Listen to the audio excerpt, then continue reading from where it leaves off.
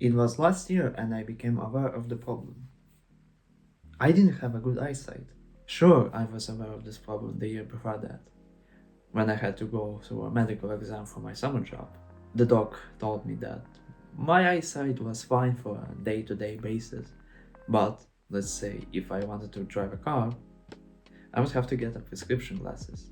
I brushed it off, thinking that I wouldn't drive a car anytime soon. A year after that, I realized I had a problem with how I paint. My brushstrokes weren't good, my whole art felt immature, scribbly.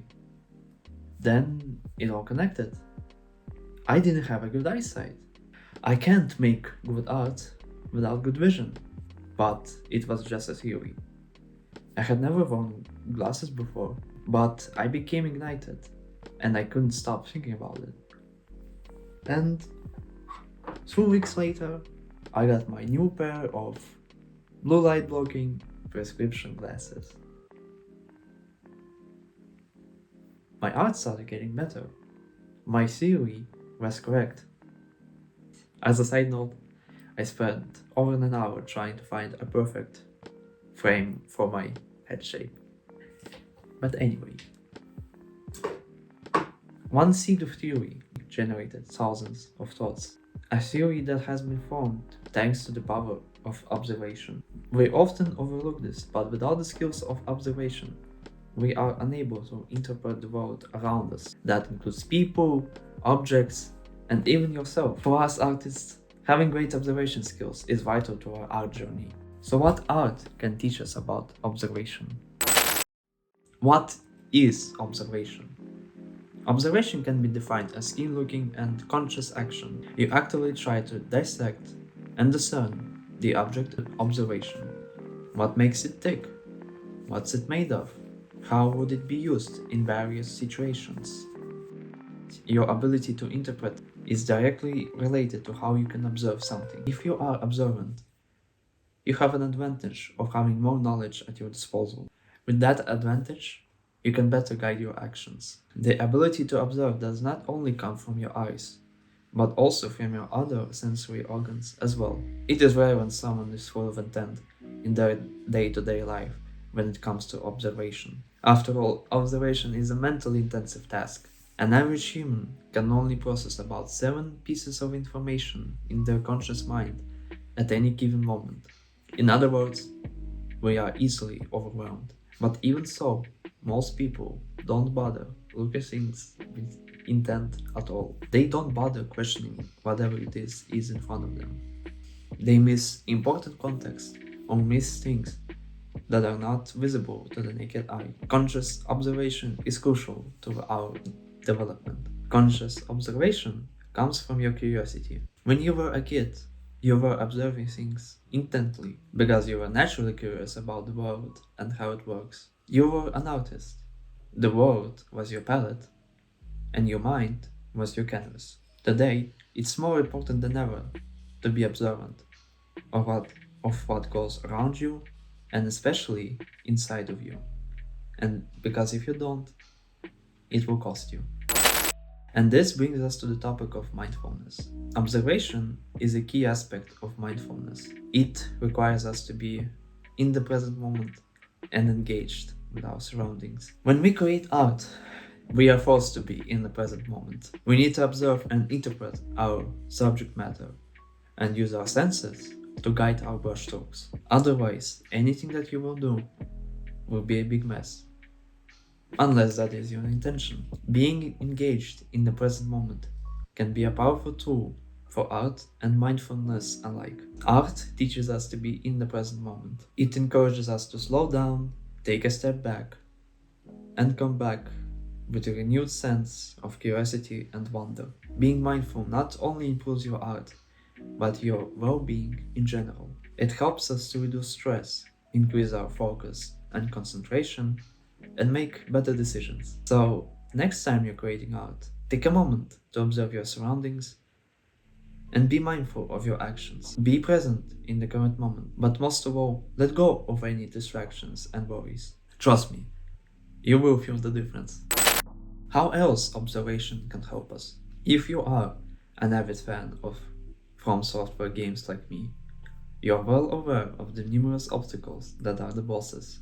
Huge monoliths, both in their physical size and the size of their cognitive, who stand in your way to victory. How do you win against them? You observe their action. Unless you don't have a skill issue, chances are you're going to die on your first try, and the second, and the third. But all this time, you subconsciously observe their action, their movement, their attacks, their behavior. You become aware of the patterns and are able to recognize them. How does this apply to real life? Exactly the same. You become aware of the patterns and are able to recognize them. We are only able to keep information if we observe it with intent. And you do that subconsciously in the games.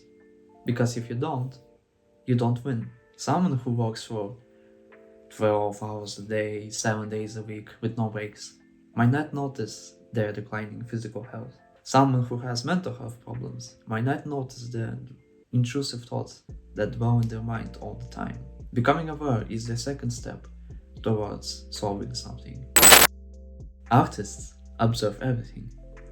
I do mean everything, because if we don't, we won't be able to visualize and project our subject matter on the canvas. Observation is not limited to such things as still life, or nature, or just looking at things. You can observe people around you, how they look, how they behave, your environment, and even yourself. The more you understand the object, the more you can focus on it. Art also made me aware of the importance of having an open mind, the importance of preparation. Traditional artists have to really think ahead in terms of how they will produce their next artwork.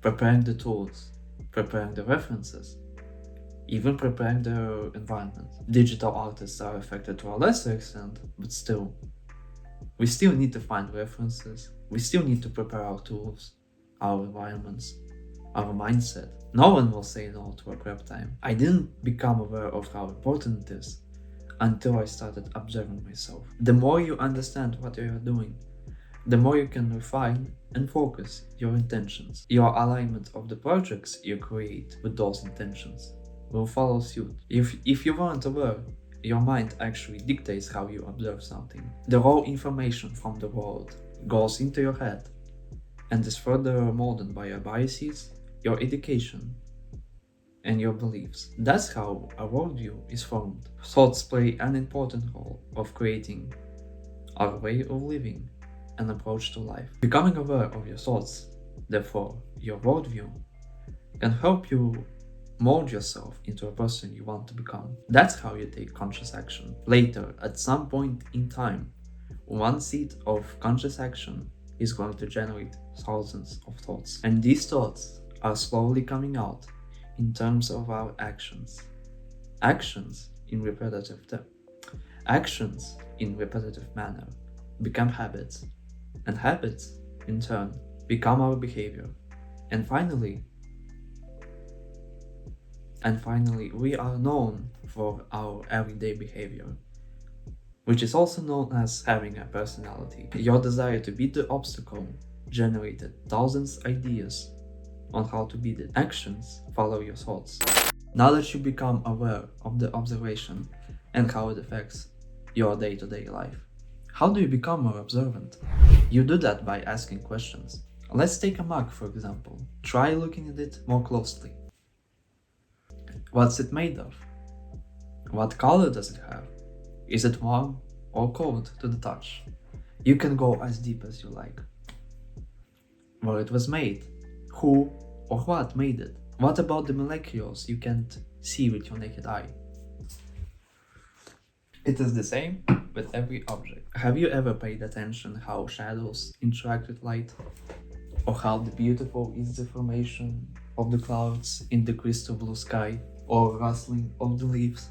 In art, we observe an object to become aware of its measurements and dimensions. We gain depth and knowledge with observation. And like I said, you can observe other people, their behavior, and their appearance, and even yourself. If you suffer from self-doubt or intrusive thoughts, Observing your thoughts is a great way towards overcoming them. If you become aware of what goes into your head, you can question it. You can realize that the thoughts in your head are just that, thoughts. If you have the bandwidth and strength to spare, it is valuable to then reflect on your thoughts with journaling or simple note. It helps you to solidify your knowledge and then more easily apply it to your life. Invoke curiosity in yourself when taking notes. Ask yourself questions that are specifically related to the object of your choosing. So, in a nutshell, to become more observant, pick an object, observe it closely, ask questions, and reflect on your thoughts. Observation is just a skill, and like any skill, you can train it and become better at it. The more you practice it, the better you become at observing, and in turn, you start to understand the world a little bit better with each observation. If you found this video helpful, leave a comment and consider liking and subscribing. Pick up the pen and start drawing. Bye!